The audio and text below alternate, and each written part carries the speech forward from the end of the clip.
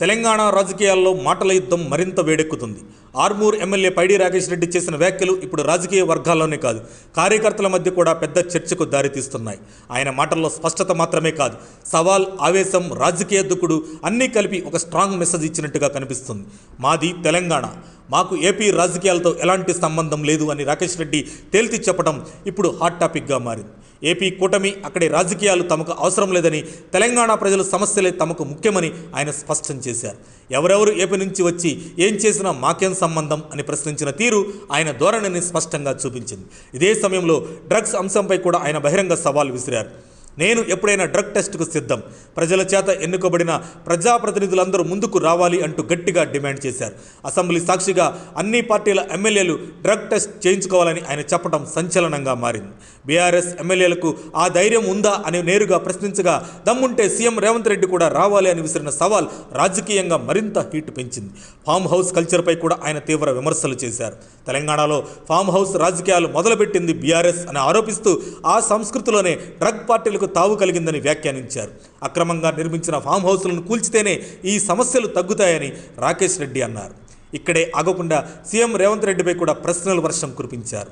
గతంలో KTR farm house అక్రమం అని చెప్పినా మీరు ఇప్పుడు ఎందుకు చర్యలు తీసుకోవడం లేదు అని నిలదీశారు. కేటీఆర్, రేవంత్ మధ్య ఎలాంటి చీకటి ఒప్పందం జరిగింది అనే ప్రశ్నలతో రాజకీయాల్లో కొత్త అనుమానాలను తెరలేపారు. ఇక కాంగ్రెస్ పార్టీపై కూడా ఆయన ఘాటు వ్యాఖ్యలు చేశారు. టీపీసీసీ చీఫ్ మహేష్ కుమార్ గౌడ్ను నామినేటెడ్ లీడర్గా పేర్కొంటూ, మేము ప్రజల చేత ఎన్నుకోబడిన నాయకులు అని తేల్చి చెప్పారు. కాంగ్రెస్లో ఉన్న అంతర్గత పరిస్థితులపై కూడా విమర్శలు గుప్పించారు. కాంగ్రెస్ సీనియర్ నేత జీవన్ రెడ్డి విషయంలో కూడా ఆసక్తికర వ్యాఖ్యలు చేశారు. ఆయన మా పార్టీలోకి వస్తే స్వాగతిస్తామని చెప్పడంతో పాటు కాంగ్రెస్ పార్టీ నాయకత్వంపై విమర్శలు చేయడం రాజకీయంగా చర్చనీయాంశమైంది. బీఆర్ఎస్పై మాట్లాడుతూ, ఆ పార్టీకి ప్రజాదరణ తగ్గిపోయింది, ఇప్పుడు ఆ పార్టీ గురించి మాట్లాడాల్సిన అవసరం లేదు అంటూ ఎద్దేవా చేశారు. కేసీఆర్ ఫామ్ హౌస్ను వృద్ధాశ్రమంగా పేర్కొనడం మరింత వివాదాస్పదమైంది. చివరగా ఆయన చేసిన వ్యాఖ్య మాత్రం స్పష్టమైన రాజకీయ సంకేతంగా మారింది.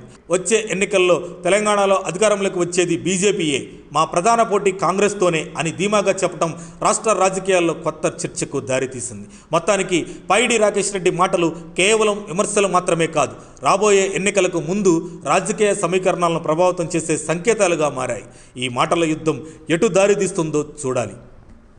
మరిన్ని అప్డేట్స్ కోసం మా కాయ్ టీవీని సబ్స్క్రైబ్ చేసుకోండి. మా వీడియో కనుక మీకు నచ్చినట్లయితే లైక్ చేయండి, షేర్ చేయండి. మీ విలువైన అభిప్రాయాలను కామెంట్ బాక్స్లో తెలియజేయండి.